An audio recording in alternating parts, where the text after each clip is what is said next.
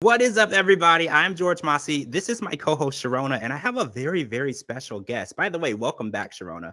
I have a very, very special guest, Michelle G. We learned about her on Darcey and Stacey this past season, and she is a celebrity matchmaker, and she has an amazing, amazing record of matching people perfectly well. And we've learned that she can find out things about you and find another person who matches those things about you, and you can fall in love and you can have the happiness that you've always desired. And we're obsessed with people who can do things like that because we know when we date people on our own, we can't get it right. So I have so many questions to ask. And this is her second time on the show. She's one of my favorite guests. I want to make her recurring. I don't know if it's possible, but I will. So I'm going to jump in and I want to ask you something because I've been watching a lot of dating shows lately. And where's the best place to meet someone? Because I've seen people in restaurants, on a first date, at a movie, at a bar, a theater. Where do you send your matches and what is your strategy for doing that? Yeah, thank you so much for having me back on the show, George and Cherona. It's so great to be here. You know what? It is summer. So I think let's start by embracing the fact that it's summer at the time that we're doing this recording. And I would say that one of the best ways that applies all year round is like really traveling, like going to different places. Since the pandemic, people have been more open to dating outside of their immediate 100-mile radius and been more open to dating someone who's maybe out of state or maybe in a city or a state nearby, even if it requires a little bit of travel. But I find that traveling is one of the best ways also to meet people because it gives you the best of both worlds. You have bars, you have restaurants, you might be with some friends. You're just also in a different mindset. You're relaxed. You're like, okay, I'm going on vacay. I'm kind of like, there's just you're more open to opportunities. And I think each client is different. One of my clients just recently wrote me that she was at Orlando International Airport, as a matter of fact, and she had stayed the night at the hotel because she was getting ready to head to Greece. Guess what? She goes down to the food court and literally bumps into this guy that they both sat down in individual tables next to one another. And she's scanning for the menu. The menu is not working. So she's making a comment. They strike up a conversation. Bam. You know what I mean? Here they are dating. She's in California and he's actually in Seattle. Who would have thought? I mean, it's West Coast, but hey, you know what I mean? They're nearby and you just never know. You never know who you're gonna meet. I love that. I love the idea of opening up that radius of dating because you're right. Some people look at it like, oh, well, they live more than 20 minutes away, so I can't date them. So I love the idea of it's summertime, take a road trip and just be open. So I have a question. How do you work with people? Because I know like normally no one's going to see their flaws. So what do you do when you see someone has like a specific weakness or a specific kind of like quirk or like a little bit of like a flaw when you're trying to match them? How do you talk to them about changing something about themselves that they might not see? That's a great question, Sharona. One of the things when we're selecting or when we're going through the whole client process, because I always say the first match has to happen between me and the client, right? I have to be a match for them as they are a match for us and being able to manage expectations. So one of the things is someone has to be coachable, being able to frame things to someone and let them know like our job as a coach and also as a matchmaker is to be a mirror, to be able to say, hey, if this is something that you've always done, you may not be aware of it, but this is something that is I'm noticing or the feedback is coming to me that this is occurring. Have you ever considered looking into this? Like, what do you feel about this? What are your thoughts on this? And being able to approach a person from that perspective, I think, we all have flaws. And one of the things that's beautiful about us as individuals in dating is that dating is a journey about learning about more about yourself, right? And loving those flaws, those things that make us imperfect, because at the end of the day, like we're meant to come together to complement one another.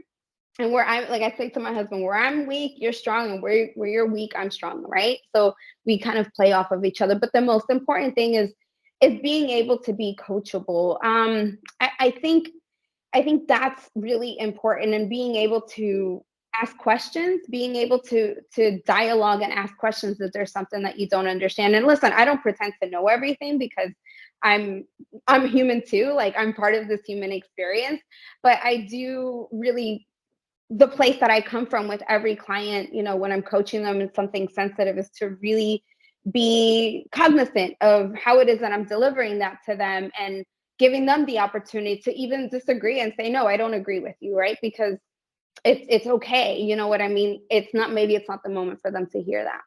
I've been watching a lot of dating shows, and there's a lot like Ex on the Beach, You, Me, and Your Ex. So I want your take on people who stay really close friends with their exes, because a lot of people feel like it's bad, it's self-sabotage, and it's not a good way to step into a new relationship. But I want to know from your professional opinion, is it possible to be really close with your ex and be in a healthy relationship with someone else? Like, where do you stand on people doing that? I think it could be possible to have a relationship or a friendship with someone, but to be really close with an ex, that's really, I got to bring up boundaries at that point, because I think if you're involved in another relationship with someone else and your time, attention, energy is on this relationship, it's important to discuss with the person that you're dating, involved with, how do they feel about how do they feel about your relationship with your ex, right? And I think for every person, every relationship is different. There are different types of relationships in today's world that's always been around, but they're more open. Like, people are involved in polyamorous relationships or in triads, right? And they seem to make it work. So it's not impossible, but I think it's really important to discuss that with your person, and take the temperature of how they feel about it, and vice versa. How do you feel about it?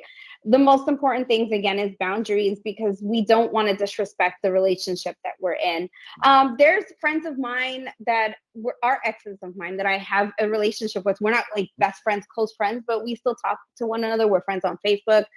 We have that relationship, that bonds, but we're not super close. And then there's exes of mine that I don't have any relationship with. It didn't end amicably, and it really is dependent on both people and how mature they are with one another. Wouldn't you agree? Like, maturity is huge in this. I think that you're right. It depends on the person, and especially how it ended, and like you said, how mature. I think it's relationship specific, because I've seen some situations where it tore people apart because the trust wasn't strong enough. So their foundation wasn't strong, so they didn't trust each other enough to let that happen. But I think when you really know the person you're dating, trust is going to come naturally. You're going to know that there's nothing going on.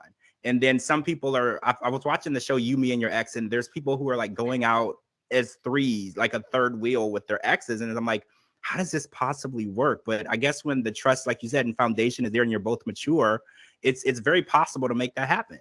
Everyone gets to design relationships how they see fit. I don't think it's my place or anyone's place to really judge or really, you know what I mean? Everyone's living their own life and marching to the beat of their drum. So if it makes them happy, hey, it makes them happy. Who am I to say this is right or this is wrong? Or I may disagree, but that doesn't mean that I have to impose my opinion on someone. So I have a question that I feel like so many people are dying to know, especially with like the TikTok and the Instagram trends and just kind of everything, is zodiac signs. How many times have you matched someone and they're like, well, I don't like that zodiac sign. They don't fit with me. I've checked my charts. Like, what do you think about that? Do you think that the zodiac thing is like totally crazy? Or do you like, what are your thoughts? Because I feel like so many people just rely solely on that. And I feel like I've seen friends that like, they're like, well, I can't date him. He's a Cancer. Or he's a Taurus. I can't date that. But it could be a pretty person. So like, what do you think? So I think everything in moderation. We don't match people based on zodiac signs. Like, that's not the big part of how we do our matching process. We really match based on like science-based values and where alignment in terms of their values and lifestyles and other areas of compatibility. But for some people, this could be an area like they feel very strongly about this. They believe like, hey, I feel that I do better with certain types of signs, and there is some truth to it, right? I don't pretend to say know it all, because I really don't know enough about that. But I think that if you just use that as like your gauge and as your compass, you might be missing out on a really great person. Remember, our zodiac sign only is, here's the thing. First off, if you're not pulling your actual chart that says the time of date that you were born, where you were born, and really look at how everything was structured and aligned in the moment that you came to this earth, there's already like a big, I don't know what, 20%, 30% like area that there's a blind spot. But I think if we just focus only on that, you might miss the opportunity of meeting someone, because a zodiac sign just tells us a little bit in generalities about a person. You can't take everything. It's like, okay, this is gospel, right? Because a person might be a Cancer. My husband's a Cancer. I'm a Pisces, right? And there are some things that he's supposed to be very Cancerish about, and he's not. He's actually very Leo, and I'm just like, okay. But it's, there's other areas and facets that make up a person, how they were brought up. What are they, an introvert, extrovert? How do they see the world? Are they tactile? Do they like to learn through here? Like so many things that influence our personality. So let's not focus solely on that. I would say, like, proceed with caution. That makes sense for sure. So wait a minute. What about like religion and culture? So when you're matching, do you think it's okay to mix religions and cultures if people were raised and brought up in different ways? Or do you think it's better to stay within those religions and cultures? Because I've seen a lot of situations where people's relationships fell apart because they're just the cultural differences or religious differences were just too much. I think we could throw politics in this one, if I'm honest, too. I mean, it was something that came up post 20 or after the 2016 election, 2020, and I'm sure 2024. I've seen relationships that will just come apart because of political beliefs. So I put it in the same category. And what I would say is, I think it's feasible. I think a person who has Christian values and dates someone who's spiritual is a possibility. The question becomes like, what's the priority of spirituality in their life? Like, is that something that's the center of their life? Because if it is, then they're likely going to want to be with someone who also shares that as the center of their life. But if it's a person who grew up Christian and they just go to church occasionally, they believe in a higher power, but this other person has a spiritual practice of meditation, I've seen that work really, really well. Funny enough, just a moment ago, I was talking a little while ago on a different podcast about intercultural relationships and the importance of, being curious. Like, if we're curious about one another's culture, when you're dating someone who's not from your same culture, you tend to learn to understand. You make that person feel seen, heard, and valued. Like, oh, you're interested in learning more about my world. Okay, well, in return, I want to learn also more about your world. So I think it's feasible. I think it's a matter of really determining how important is that to someone, and where does that fall in the scale of things when we look at all the key areas of our life: finances, family, spirituality, sex, lifestyle, etc. I got it. So it's important to know the level of intensity they are in religion. Because I was raised super, super religious. We went to church like 5 times a week. And it was more like a cult. I didn't know that until I got older. It was more like a cult. So when I turned 18, I stopped going, and I realized that was way more intense, and I'm more of a spiritual person. I feel like I definitely still believe, but the person that I date, I would rather them not be that intense into the religion, because it kind of overcame and immersed my whole life. Like, as a child, I don't think my first sleepover, I think I was like 18. Like, because in my church, we couldn't do sleepovers, we couldn't go skating, we couldn't go bowling. So that question really was on the top of my head, because I was like, well, what do you do when you're trying to date someone and your religion is kind of overcoming your life? So I definitely love that answer. Okay, so we run out of time. We have some more questions to talk about. We're going to come back with part 2, because we want to talk about some of the things that you couldn't talk about last time that happened on season 4 of Darcey and Stacey. So I'm super excited to get some answers from that, because we didn't get a tell-all. I was hoping to see you at the tell-all explaining it all to us, and I would have my popcorn and my wine and ready to break down everything that happened. But that's okay. We're going to do it right now, right on the next video. Thank you so much to my co-host Cherona. Thank you so much for Michelle G. I'm George Mossey. This is the George Mossey Show. Make sure you check out part 2 of this video, and we'll talk to all of you guys really soon.